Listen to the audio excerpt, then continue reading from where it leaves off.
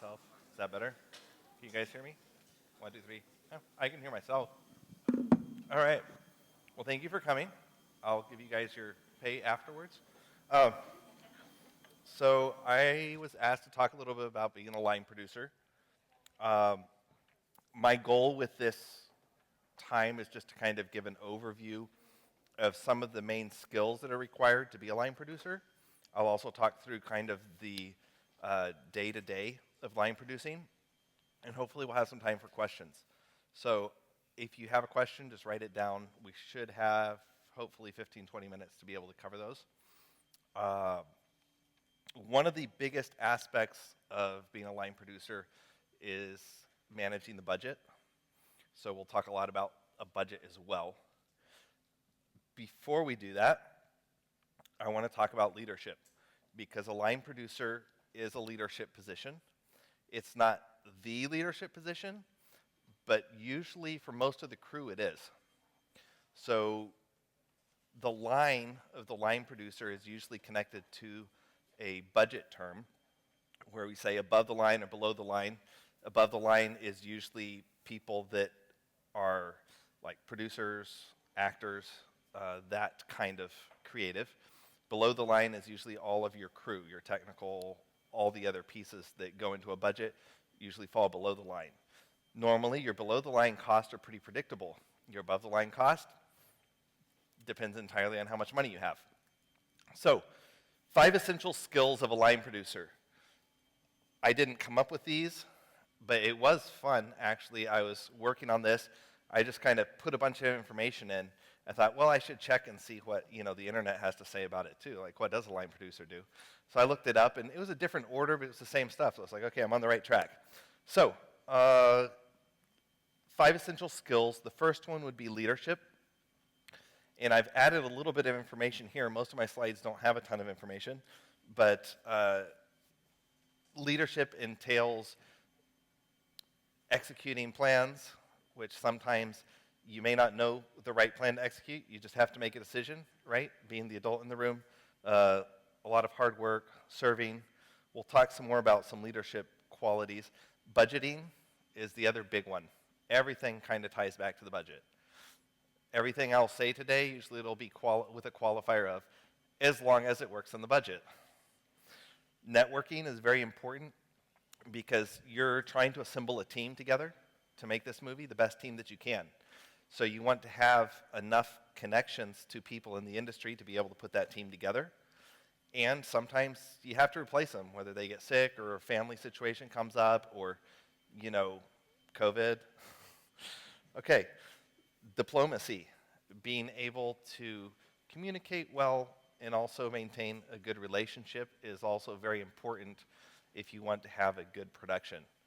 If not, many times the production can fall apart. That's not fun for anybody. And the last one that kind of just will run throughout as well is problem solving. And my favorite thing about problem solving is trying to anticipate it and fixing it before it becomes a problem.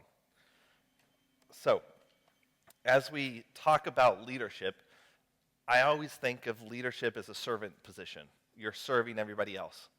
I've got 2 kids, another one on the way. My wife is here with me. And one of the things I've learned is being the leader of my home means I do a whole lot of serving, right? It's changing the diapers when they're small. It's making sure people have food when they need it. It's making sure they have a roof over their head. It's all the basic things, as well as like, hey, what are we doing this weekend? Who's going to figure it out? Probably not my 2-year-old. If my 2-year-old figures it out, I have a pretty good idea what it will be. So leadership in its best form is serving, and Jesus taught us that. He showed us that in his example. So that's how I think about it when I'm thinking about making a tough decision. I may not know what the right decision is. Nobody knows the right decision many times. But what could a decision like that be? It's like, well, the forecast for tomorrow is pouring rain. Are we going to try to keep filming? Are we going to try to film something else? Are we going to cancel today? What are you going to do? Nobody knows, because you don't know if it's going to rain for sure or not unless God tells you. And you have to make a decision, because you could see on the forecast it's going to pour rain, and then the next day there's not a drop of rain. And you decided wisely to cancel the day. And you're thinking, well, that was fun because that just cost production $46,000, $500, right? So you have to make the decisions, and sometimes you're going to get it right, sometimes you're going to get it wrong, but that's part of leading, serving, is realizing somebody has to make the decision. So most times that's going to fall to the line producer. And it's important to think about the different repercussions, the ripple effect when you do something, because that can have a big impact on everybody. It's like canceling or moving a day obviously has a huge impact. The financial impact, of course, always tying it back to the budget. So anyway, you just have to make the decisions. That's part of servant leadership. Let me bring something up here.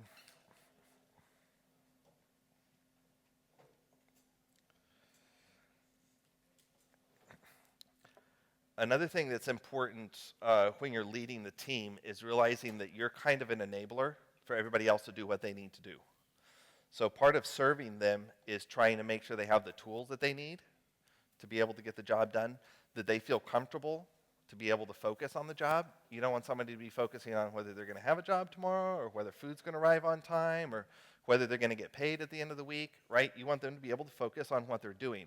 So to do that, you're trying to remove all the obstacles that would get in the way of them being able to focus on doing the very best they can do.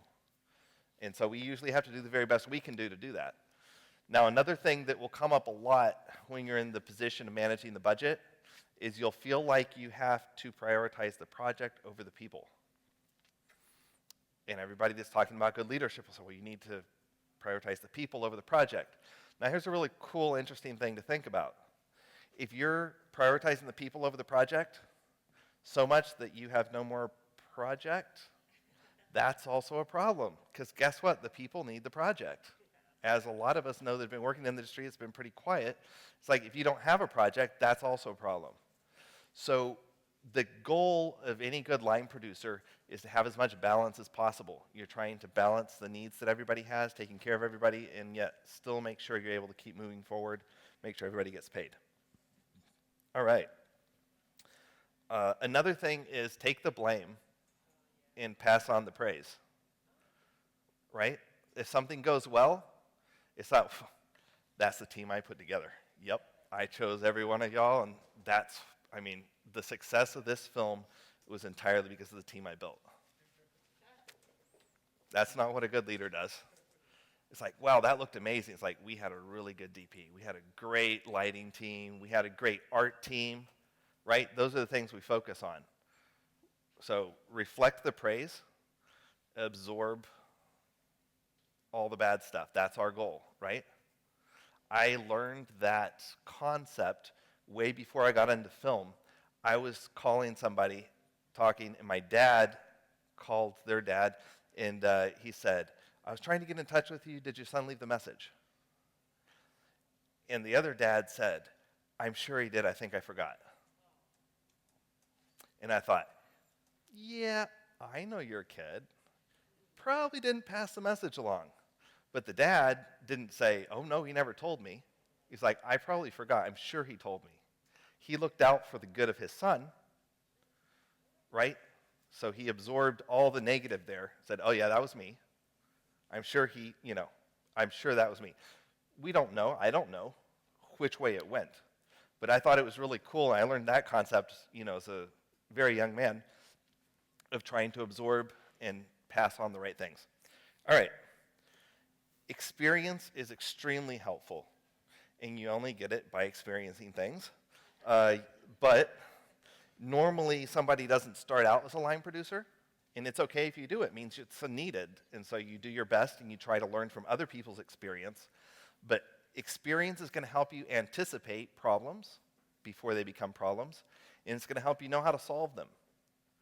I don't know if any of you do any cooking. I do a little bit of cooking, not all of it, thankfully, but there are certain things when you're cooking, like, even if you're just putting a pizza in the oven, it's like, why did the pizza not turn out? Or why did the pizza turn out?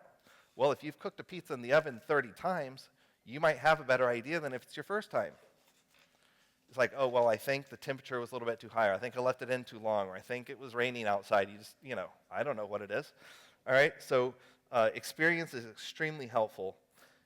And again, you want to try to stay ahead of it if at all possible. You want to be looking at the weather forecast ahead of time, right? You don't want to get to the day and be like, oh, it's raining today? We have tools for that now.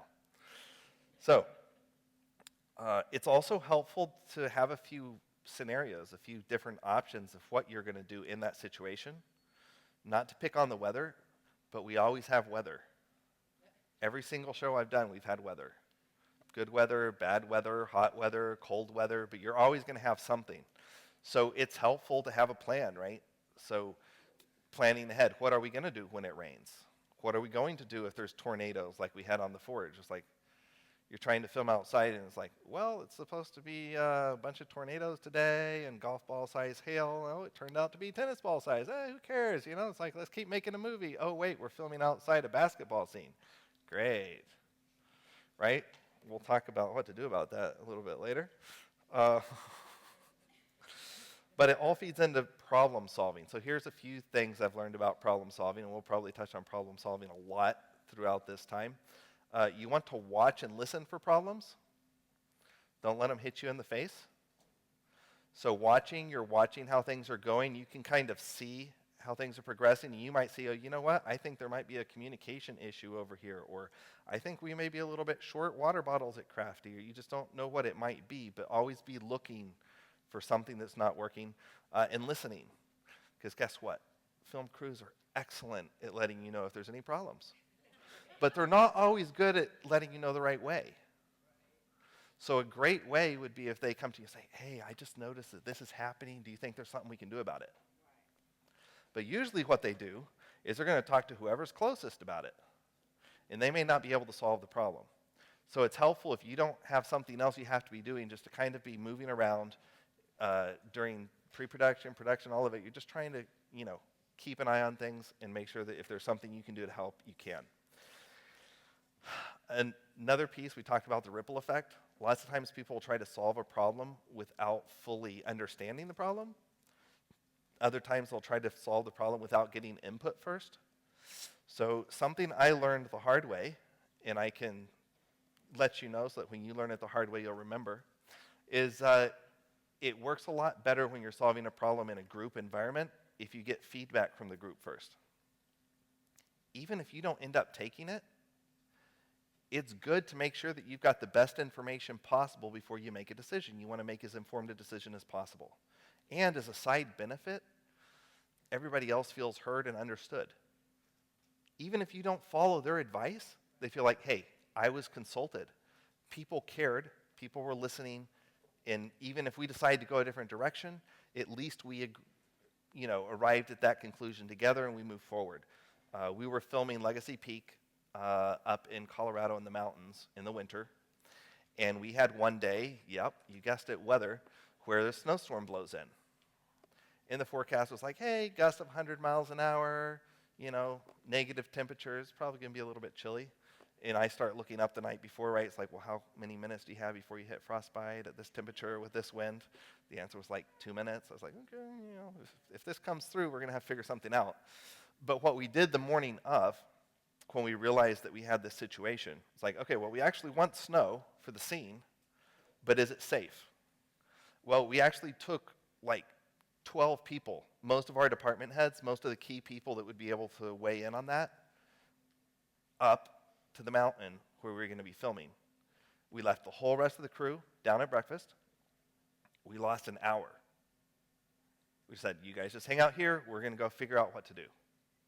Now, when we came back and we figured out a strategy and we moved forward, everybody on the crew was on board. Because they knew we weren't just rushing into a storm to do something. If we just been like, well, it's snowing, who cares, let's go. There probably would have been a whole lot of like, I don't know, they know what they're doing, this is kind of dumb. As it was, we said, okay, what we're going to do, we're going to give it a try. We're hoping to get this one scene off. We've probably got about 2 hours before the weather gets really bad, and then we're going to move inside and move this other scene around and film that inside. Everybody's like, let's do it, right?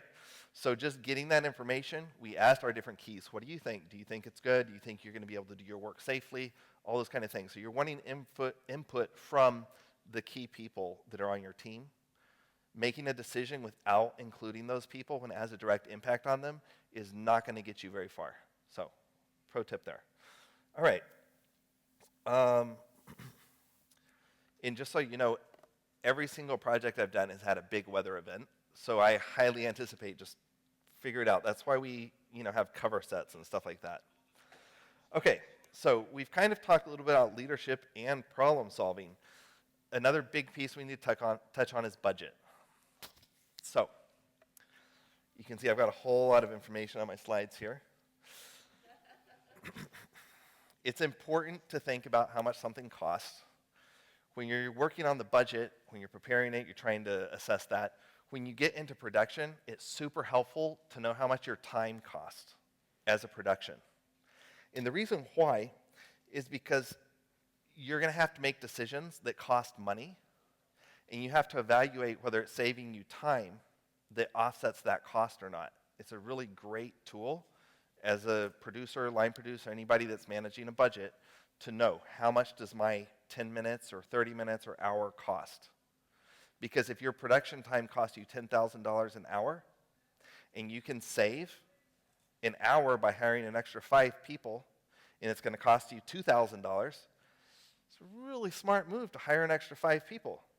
And somebody will go, that's an extra $2,000. I'm like, well, not if you need the time. If you need the time, it's $8,000 savings, let alone if you went into overtime. And if you're paying overtime, well, now you're $13,000, $14,000, $15,000, right? So just having a real clear understanding of how much your time cost is going to inform very directly a lot of decisions you make from when you're creating the budget to start. How much time do you need to be able to make this movie? And we never have enough time. We never have enough money. There's a very simple reason for that. It's because we're always trying to do more with what we have than what you can normally do. We always want to exceed expectations. There's another simple reason for that. Once you get into union world, it's all negotiated out, but everybody wants balance when you're spending the money. Actually, they don't want balance. They want to get paid the most. What balances it out is everybody wants that, right? So if you want to get paid the most, you want to get paid the most, you want to get paid the most, everybody wants to get paid the most, you end up with some form of balance, right? So the unions do that for bigger productions. Even with a smaller production, your goal should be to have as much balance as possible because that's going to give you the best end result. You spend a lot of money on cameras and you have terrible acting, the actors are not going to act better just because they're on a better lens, right? So you want to have a good balance with everything. But the reason there's never enough is because you're always pushing the edge. The unions actually have different tiers. So it's like, well, if you have this budget range, we need this much as a minimum. And then if you have this budget range, we need this much as a minimum. Why are they asking for that? That's the most they can get, and maybe you can survive to make the movie. So guess what? If you're in any budget tier, you're going to have just barely enough to survive and make the movie, which means you're not, if you have a $2 million budget, you're not deciding what to do with $2 million. You're deciding what to do with $100,000. The other 1.9 is already spent before you start. You just have to know where to put it to get the best results, but it's not like there's a whole lot of flexibility as to where you're putting that. So, yeah, you wondered why there's never enough? That's why. It's really simple. If that's not the case, I'd love to hear the insights so that I can work around it. Okay, so with all of that, we've said a balanced approach is best. So let's look at a budget a little bit, and we'll kind of just walk through all the main components of a budget in case that's helpful for anybody. So the first thing I usually do when I'm making a budget is I'll break down the script. If you don't know what that is, I'm going to nutshell a lot of stuff. I highly encourage, if you don't know what something is, just do a search online with your, search engine of choice, and you should be able to find the information you need as long as you have these hooks. So you want to break down the script. You're finding the key elements in the script. A big one is your actors, locations, and you're trying to get a feel for how many days you're going to reasonably need to be able to film this movie or story, whatever it is. So that's the first piece. The next thing is, as you're thinking about the filming days that you need, you're thinking about things like stunts and action. That takes a lot longer to be able to capture. Or if you've got large groups of background, like say if you've got 5,000 background for a scene on The Chosen, it's going to take a little bit longer. Probably if I had to guess, I'd say about 7 hours to get everybody in, 4 hours to get everybody out. Don't ask me how I know. Then remote locations, like if it takes longer to get somewhere because you're going to need to film, at a lighthouse or whatever the case may be. And then company moves. If you've got so many locations, if you're filming 20 days and you've got 40 locations, some of those days you're going to have to move in the middle of your day. And that's going to cost you time, and time is money, and that means you're spending, again, it's helpful to know that hour, right?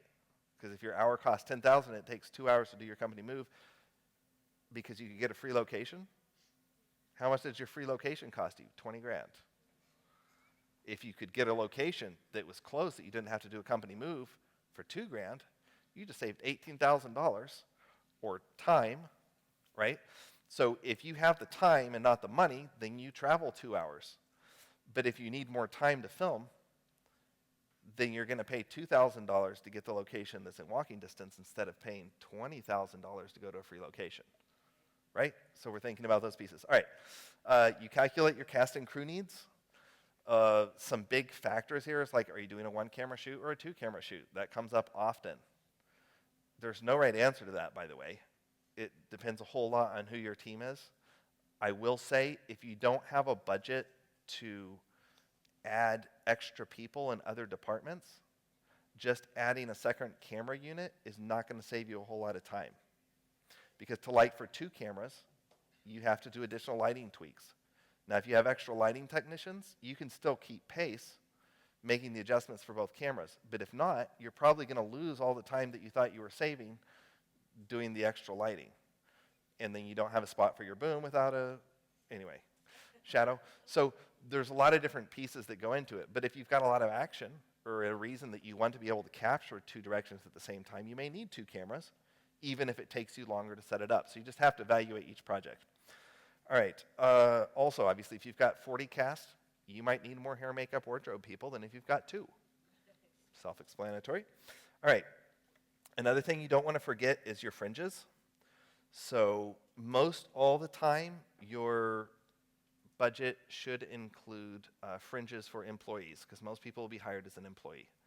There are exceptions to that. They could be, a loan out. They could be a contractor, just depending on the situation. But most of the time, you're hiring employees, which means that you've got to pay all these employer costs on top. That usually adds up to 13 to 16%.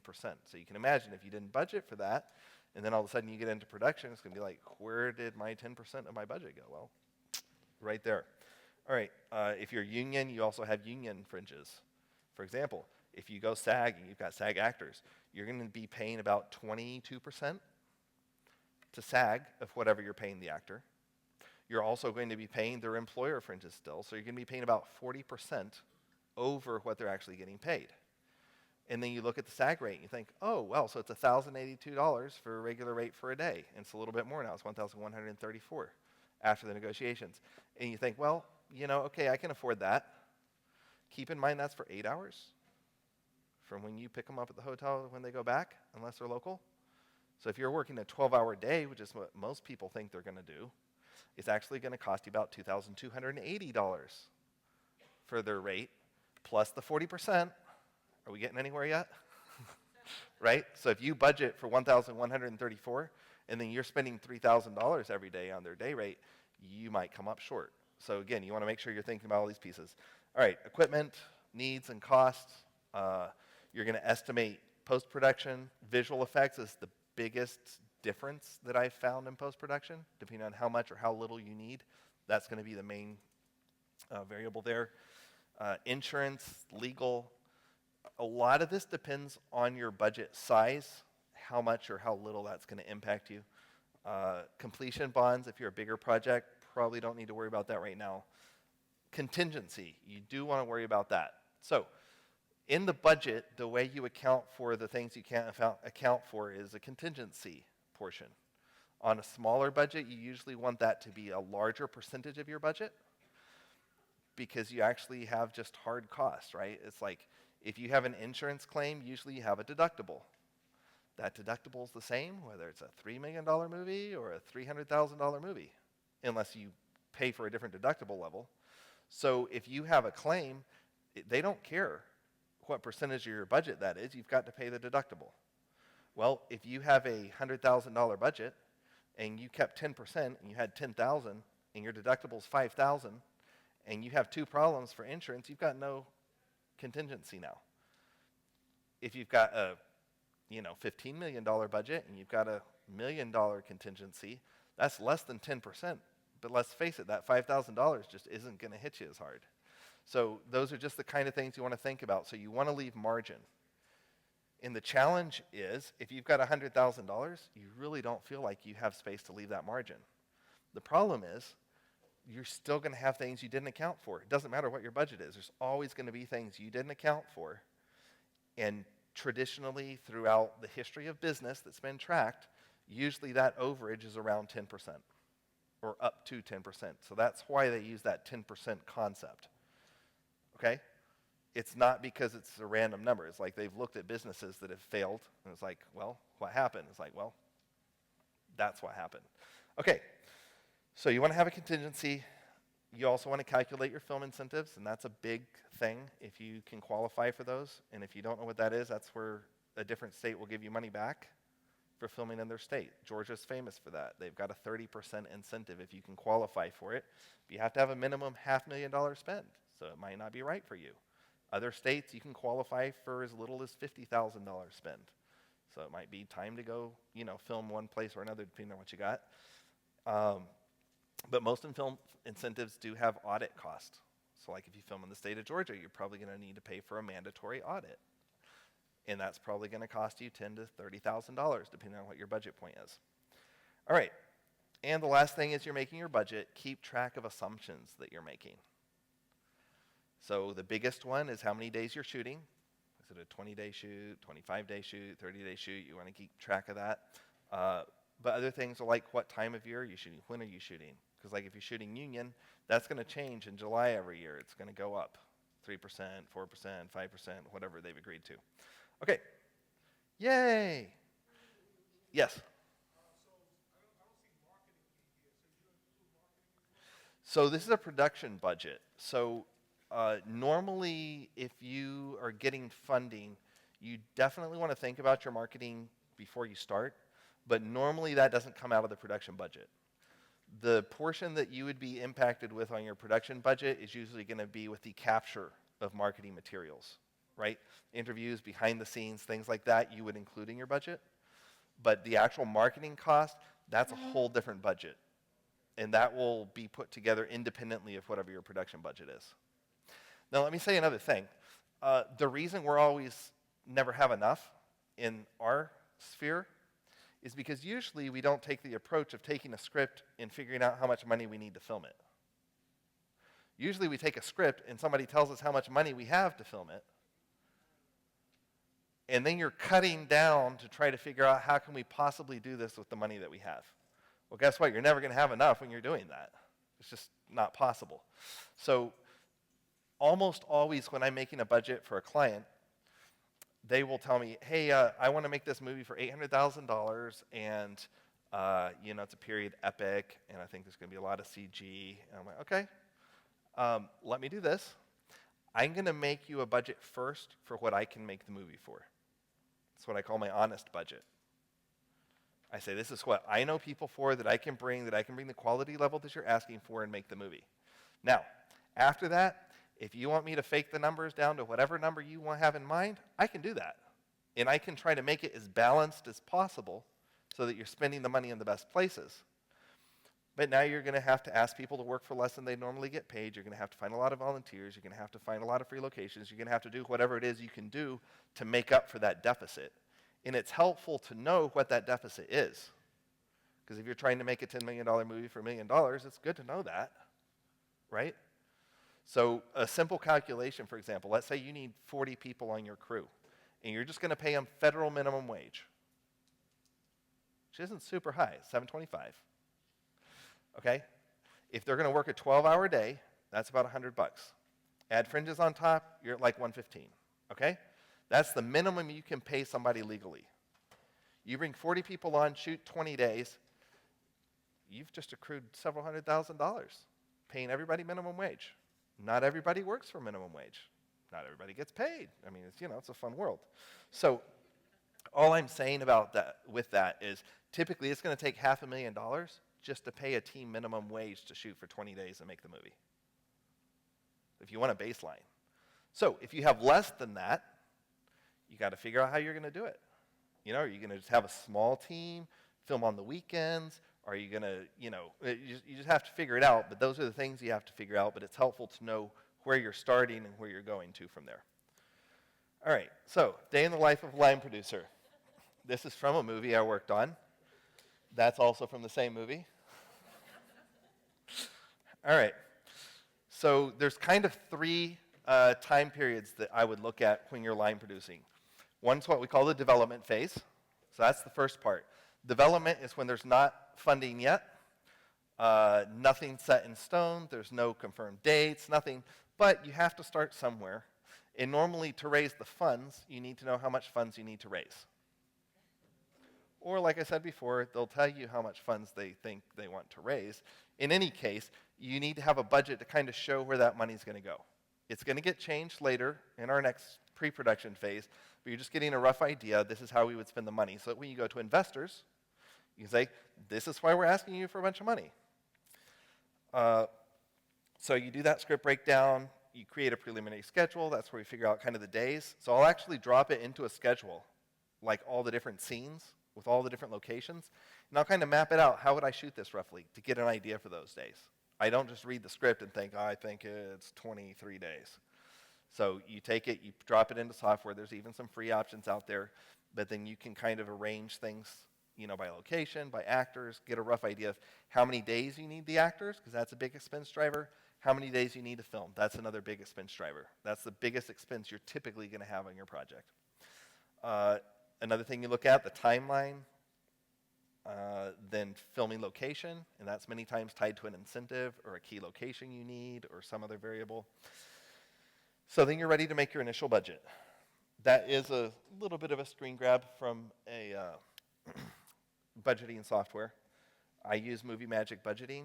There are other options out there that are cheaper. Movie Magic Budgeting is kind of the main industry standard if you're on a bigger project. If you're on a smaller project, the industry standard is Excel. And it works great. Just make sure if you use any formulas that you don't mess them up, because then it can really mess you up. All right. You look at main cast and kind of the cast level you're trying to go at. And you look at your key people. Who are you wanting to hire? You might reach out to those people to make sure they're available. Another thing I didn't mention when you're looking at the budget, you're kind of going to be trying to figure out when you're looking at the cast and crew picture, kind of what range of budget you're in, because that is going to inform kind of the fair pay scale. And for those that don't know, there is kind of a structure, a pay scale structure that's tied to the union negotiations, but it makes a lot of sense. The idea of what you're trying to do is compensate somebody for the responsibility that they have in a position and the experience they have in a position. And so that's kind of been predetermined. You've got your department heads, you've got your seconds, your thirds, your fourths, and your fifths. And you kind of figure out where somebody falls. Normally when you're making a budget, it's like, okay, they're a third, or they're a second, or they're a first. And then in most budgeting software, you can actually put in the number for what that position's getting. And so it's like, if you want to, you can go like 400, 350, 300, 250, 200, 150.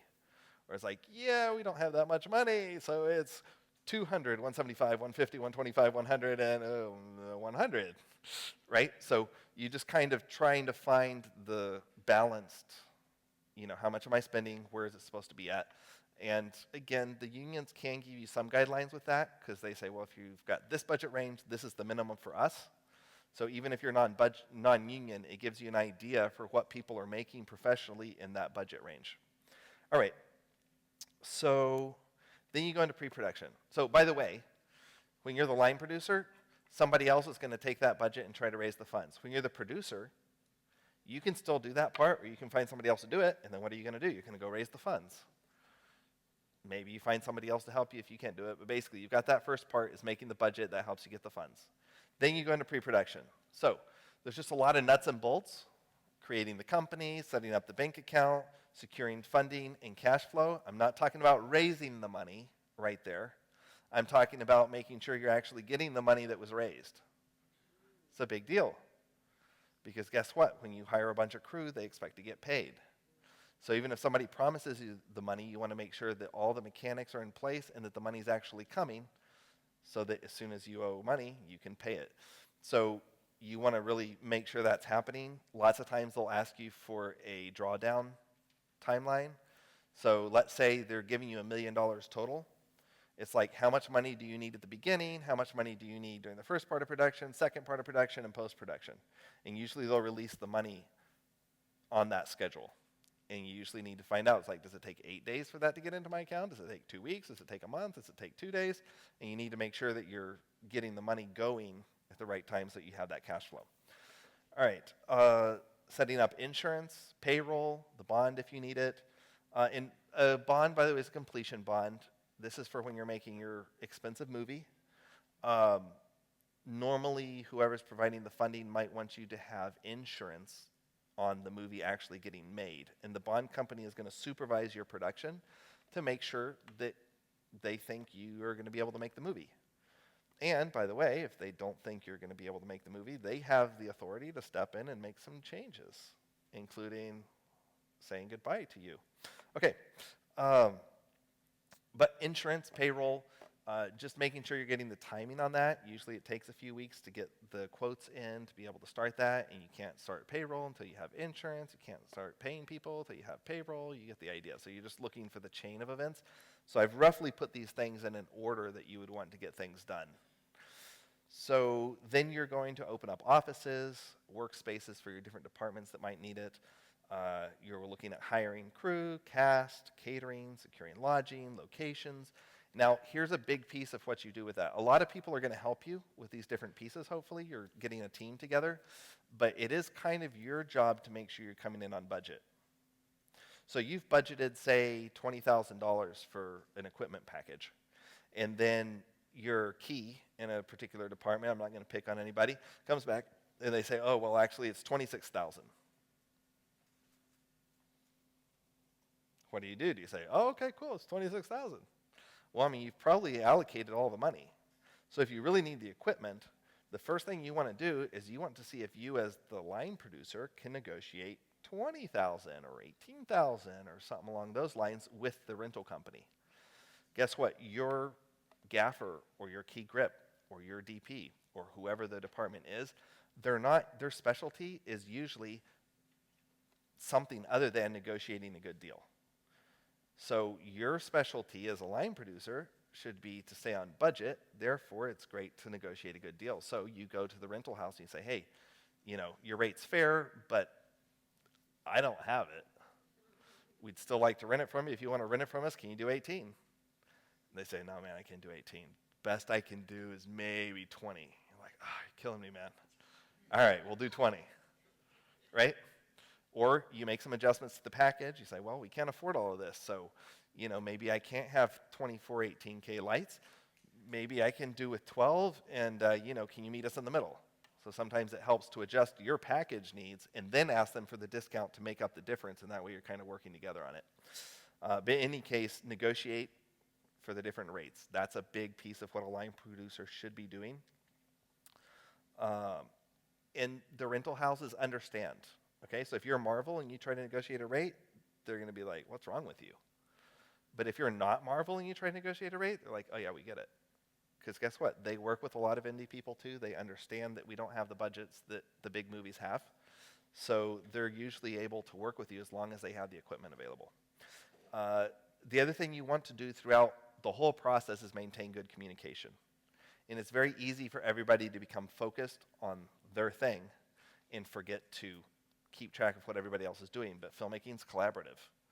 So something you can do as a leader, whether you're a producer, line producer, or any other position really, is just to make sure you're maintaining good communication with other people that are impacted by what's happening. Okay, production. So you've prepared everything, you've pulled all the different people together, you've gotten all the different equipment together, it's all timed perfectly, it all arrives perfectly, you run into no issues whatsoever, the weather's perfect, everything's going your way. Even if that was the case, then you get into production and you find out that you're still living in the real world, not an ideal world necessarily. You want to track your costs. So one of the main things that your funding will usually want is what they call a cost report. And you're going to be tracking what was spent the previous week, and you're going to be comparing that to what you budgeted. So you usually have a line, and we call it a line item because it's a line in the budget for each thing that you budgeted for. And so you're tracking how much did you spend on labor compared to what you had budgeted? How much did you spend on camera equipment compared to what you had budgeted? All of that every week. And then you also have a column where you track how much you estimate you have left to spend. And so you're trying to keep an eye on things. It's super helpful. You just need to stay on top of it and see where you're going with that. If you're got a completion bond, you're also going to have weekly meetings. Why? They want to know where you're at. And so they're going to ask you questions and make sure everything's on track. Another big piece of what the line producer will do is they'll approve budget spends.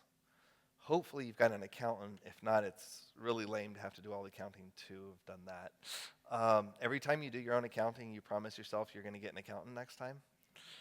I've promised myself that more than once. So it's still your job to look at all the spends. And this usually isn't payroll. We'll talk about that in just a second. This is any other big purchases, rentals, location fees, all that kind of stuff. Anything that's being spent by accounting has to have your signature on it. That's how you make sure that what's happening is what's supposed to happen, and somebody doesn't just go buy a new Lexus. So after that, you also have payroll. That's a weekly thing. So you're looking over the hours that everybody's putting down, making sure everybody's getting paid the right amount, and then you sign off on that before they get their pay. Monitoring the budget and cash flow. We talked about cash flow, right? Making sure you're not going to run out of money. Keep an eye on that. Checking in with department heads. We talked about communication. So you just kind of make the rounds. Every day is good. Just checking in on people, seeing how it's going. Did anything come up? Did they need any input on something from a budget perspective? Problem solving. Keep looking ahead. Always keep looking ahead. Stay as far ahead as you can, really, without being unreasonable. So like a week ahead is very reasonable. 2 weeks ahead is marginally reasonable. So as you get closer, you're going to kind of zoom in on what you're looking at ahead of time. Versus 2 weeks out, you're not going to look at the weather, but you can make sure that the big heavy equipment that they need 2 weeks out is going to be there, or make sure that you're going to have the background, that people are working on that if you need background actors. 2 days out, I'm looking at, is everybody thinking about 2 days from now when we have 5,000 background? Do we have all the pieces we need? Or, is everything happening? So you're just trying to make sure everything's happening as it should. Last thing during production, make sure you're keeping anybody that's above you as a line producer informed. Make sure they know what's going on, whether it's just a daily kind of report, just, hey, everything's looking good, or these are the issues we're dealing with right now, whether it's a weekly report, just like, hey, everything's as we expected. You don't need to give them all the nitty-gritty, but if there's something that's going to become a problem or could become a problem that they might want to weigh in on or that you can't fix, that's the kind of stuff you should give them a heads up. Nobody is going to be happy when it's like, well, I didn't tell you because I didn't think you'd like it. It's like, yeah, I know, but now we already lost the day, so you want to give other people a chance to fix something if they need to. All right, this is at the bottom of every email that I have. It says, in theory and practice are the same. What we're talking about right now is theory, based on practice, but in practice, they're not. So you can think you know what's going to happen, you can prepare for it, all that kind of stuff. It's always going to be a little bit different when you actually go out and do it. So that's an overview of like the day-to-day, what a line producer is thinking about, just all these different pieces. It's a bunch of little pieces that you're kind of juggling, keeping track of. Spreadsheets are your friend. Other people working with you are your big friends because they're going to help you get it all done. One of the things I've learned is that as a leader on a film set, you can't actually force anybody to do anything. ADs learn this very quickly as well. It's like you think you're the first AD, you think, well, I'm going to tell everybody on set what to do and make sure we're on time. It's like you can't make anything happen. Nothing whatsoever. Your job as an AD is to serve people by letting them know how much time we have left and making sure that the pieces are coming that they need to be able to do their jobs. But you can't make anything happen faster on your own because you're not the camera person, you're not the lighting tech, you're not the actor, you don't control anything. It's a full service. Well, a first AD is the on-set kind of server. The line producer is the offset lead server. And so you're trying to do what the first AD does offset. Make sure everybody has what they need when they need it, make sure there's no slowdown so that everything is able to move forward. But you can't actually make anything happen. That's what you hired a team to do. So you're trying to facilitate, trying to make sure everybody's able to do what they can. So with that, I think we've got about 14 minutes for questions. Not too bad. You take your pick. Hopefully we can get I will try to answer very short questions and we'll see how it goes. I got a couple of questions, but my first question is, who's your right-hand person that you normally work with? Is it the producer and director or one of them? Great question. Yeah. So the person the person you're hired by typically is the producer. So if they can afford a line producer, what you're doing is you're freeing them up to make bigger picture decisions by handling all the nuts and bolts of production as much as possible. You don't want them to have to worry about it. You want them to worry about your actors, worry about big picture location decisions or marketing and post-production, right? So you're just trying to take care of all the day-to-day things as much as possible. You're definitely going to be working closely with the first AD, the DP, and the director during pre-production, probably the location manager as well. Why? Because that informs a lot of the decisions about the schedule. So you make assumptions when you're making your budget, but then once you get into pre-production, you have to validate all of those. You have to validate equipment cost or what you thought they were. You have to validate, availability of crew. You have to validate availability of locations. And you have to validate the biggest thing, which is, can we shoot this in the 22 days I thought we could shoot it in, right? And so you're working with that core team to figure out how to do that, to figure out if it's possible, and then make changes as needed.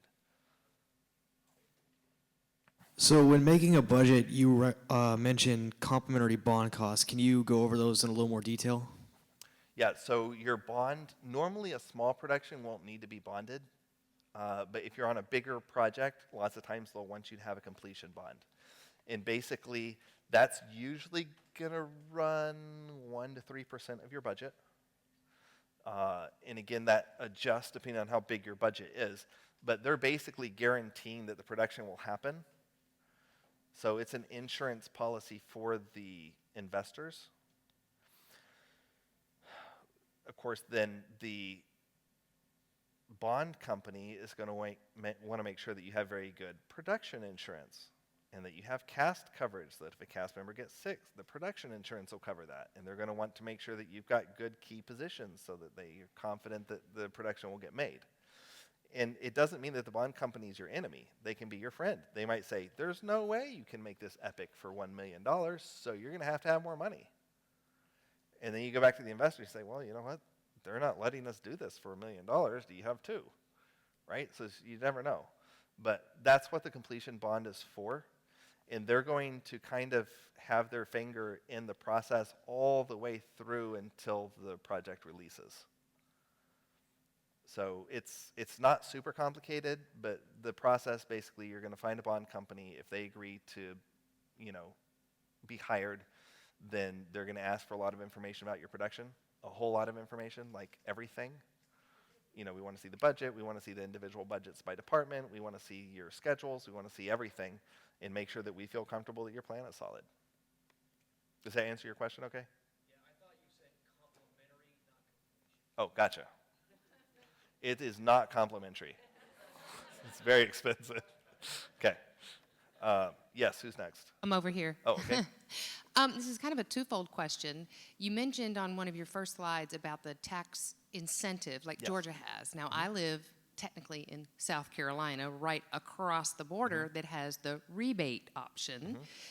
Have you experienced pros and cons between the two? Because one thing I hate when they're filming in Georgia is you look right across the Savannah River and you see this beautiful stuff that you could use, but it's in South Carolina and it's no touchy, and I just wish they had like a 20-mile radius where they could come into that state. Do you have pros and cons between the rebate versus the incentive? They each have their advantages and disadvantages. That's a nice, proper response. I prefer rebates. But it's just simple. But I prefer a rebate that's 30% over, so like typically you're looking for the highest return. and then you deal with whatever you have to deal with, because at the end of the day, if they're going to pay me an extra $500,000 to, work their system, then it's like, okay, I'll take the money because it's a hassle, but I can pay what? $20,000 or $30,000 extra to have somebody deal with that. The other thing is there's absolutely nothing that says you can't go film across the river. It's just you're not going to be able to qualify any of that for the incentive. Also, if you're in Georgia, the only thing that qualifies is not just the location, it's the labor, it's everything. So the moment you cross that river, if your day costs $200,000, you just spent an extra $60,000 to $70,000 to be able to go film across the river. So then you have to evaluate, is it worth that much, right? Plus the extra, 3 weeks of sorting it all out once you go through the audit. So that's why they say no. But I mean, there's nothing that would stop 2 states from collaborating and saying, hey, we're going to let 3 states work together. If you film anywhere in our 3 states, we will collaborate. But it's not the way it works, because it's not the way the taxes work. So yeah, I wish it did. Okay, as a line producer, when you're not attached at all to the initial funding or the returns, I hate incentives, because they're just a headache of tracking everything, and they don't provide anything to the production from an artistic perspective. But it goes back to that whole thing of where we say, well, people before project, but the people need the project. So if the incentive allows you to get the money you need to have the project in the first place, then we love incentives. And we do, truly, because we get a lot more to work with because of the incentive. So I do prefer the rebate just because it's easier to process. But it's all a question of, those percentages. That's the biggest deal. The other thing that's very important that sometimes people miss is how quickly do you get that? So if you have to borrow money and you're paying interest on that money, and it takes you 3 years to get the money back, and you paid 7% interest and the return's 30, you just got a return of what? 9%, not 30. So it also matters how quickly you get the money back if you've got the money on loan or if it could be invested. It's something most people don't think about. Okay, yes? What are 3 of the biggest mistakes you usually see in new line producers? Like, what are their 3 of the biggest mistakes. My goodness, it just depends. The biggest thing that I can think of right now is people don't know what they don't know.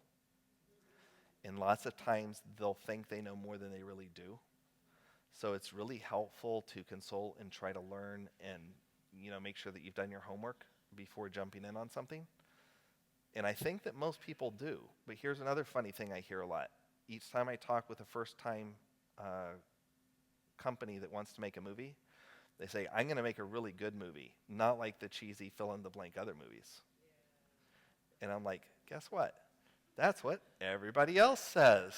So what makes you different, right? Oh, you have $200,000 instead of $3 million. That's probably not going to help you, right? You have no experience. They've made multiple films. That's probably not going to help you either. So there's a lot of desire and passion, but it doesn't make up for experience and humility. So I think a big mistake is a lot of lack of humility, of just saying, I don't know as much as I think I might know, and just really looking into it. Another mistake is not building a team. And sometimes it's out of necessity because you can't afford it. But as much as possible, I would say you need a team to be able to make a film, especially a feature-length film. But even, regardless, you need a team. Another mistake I see is people will try to go it alone a lot longer, and then they become a bottleneck through the whole process, because nothing can happen without going through them, and everything can't be done by them, which of course in turn means you can't do it anyway because it's a bottleneck. But that's another thing. So those are 2 that come to mind. We could talk all afternoon about mistakes that are made, but yes. Hi, David. Thanks so much for sharing all your insight. I wanted to ask you, when you break down the initial script, you're able to make a lot of assumptions based on what's in the script. Are there things that you have to just guess at, like equipment and vehicles that aren't necessarily spelled out in the script when you're making your budget? So if there's things I don't know, the first thing I'm going to do is research. I'm going to try to inform my unknowns more. So for example, if I need to know what people are getting paid, or I need to know how much some equipment costs, I'm actually going to reach out and find out. So I'm going to call a rental house, say, hey, I'm looking for a, Alexa Mini package, 2-camera shoot, just all this typical stuff, what's it going to run me? Or I'll even take a previous gear list from another project and submit it and say, hey, I'm trying to match something like this to find out what the price adjustment has been. So that's a good, helpful thing to do with equipment. You want to validate assumptions. If it's a different kind of assumption, like the cast level that we're going for or how many shooting days, I'm going to be talking with whoever hired me, the producer or anybody else that's involved at that point in bringing the project to life, to kind of get a feel for what they're looking for. And usually I'll ask those questions before I even start the breakdowns. Like, so about how long are you expecting, wanting to shoot? What kind of budget range are you thinking? I'll try to get the information from them of what their expectation is so that I know kind of what I'm aiming for. So as much as possible, I'm trying to remove unknowns. So I'm going to try to validate as much as I can. After that, you just have to give it your best guess. And obviously, the more experience you have doing it, the easier it is to really dial that in. So I would say if you have a lot of experience, your deviance from your budget might be a whole lot closer to 3 to 5%. So if you have less experience budgeting, you might consider giving yourself a little bit more padding. It doesn't matter what budget point you're at, because you just know those expenses are there, you just don't know how to allocate them. So you have to account for them. Just trying to ignore expenses is not going to make them go away. So that would be my recommendation, is if you're really dialed in and you know how much stuff costs, it's like, I'm sure if I asked Andrew Bartlett how much it was going to cost for them to shoot a commercial and gave him the variables, and he's so used to shooting commercials, like he can probably dial it in within, $1,000 exactly what it's going to cost them to shoot my commercial. But if you're making one feature every 3 years, you're going to have to validate a lot more because it changes so quickly. Yes, who we got? I wanted to check with you about trying to apply these practices, which for a lot of us I think would be in making short films, whether we can turn these ideas into Sure. short films. And along that line, my question is two parts. One, how do you translate script pages into days and time? And the second part would be, what insurance companies should we be talking to in doing short films for to have us appropriately covered? Okay. So if you're in a a lot of these things are tied to your budget level. But if you're let's say you're in the under $20,000 budget, which a majority of people that are making a short film are going to be. Most of the time, you might be using camera equipment that you already have, or you might just be renting it from a rental house like, Borrow Lenses or something like that. At which point, you can insure the equipment through Borrow Lenses, just add the insurance on there. The only other insurance that you're really going to need at that point, probably, is general liability. And the reason why is if you're going to a location, they're usually going to ask for that. And if you're shooting it all on your property, you don't need that either. You could shoot without any other insurance, right? Now, each state changes as far as workers' comp. So if you're doing a short film but everybody's paid as an employee, which is not super common, if you were in that situation, your payroll company is probably going to provide the workers' comp, at which point you're still just going back to that general liability insurance is your main driver. Now, if you're needing to rent other equipment, a camera truck or anything like that, if you're making a short film, just shooting maybe 4 or 5 days, you're generally going to try to get the insurance through whoever's providing the equipment. Now, if you're on a lot bigger production, you're going to get general production insurance, and that's a different story. It's going to cover everything. They expect that. But usually you're just compensating people to go on their insurance for smaller stuff. Another piece is there are online services out there that will provide film insurance of different types and levels just for a day or 2 days or 5 days, and you plug in the number of people involved and you plug in the kind of thing that you're doing, and then you can get very affordable insurance if you need it just for the days that you need it. I've used Event Helper, for example. TheEventHelper.com is one that I've used. Yes. But there's others out there. I'm not recommending that one. I'm just saying that's one I've used in the past. But you can use that kind of thing when you're making a short film. That can be very helpful.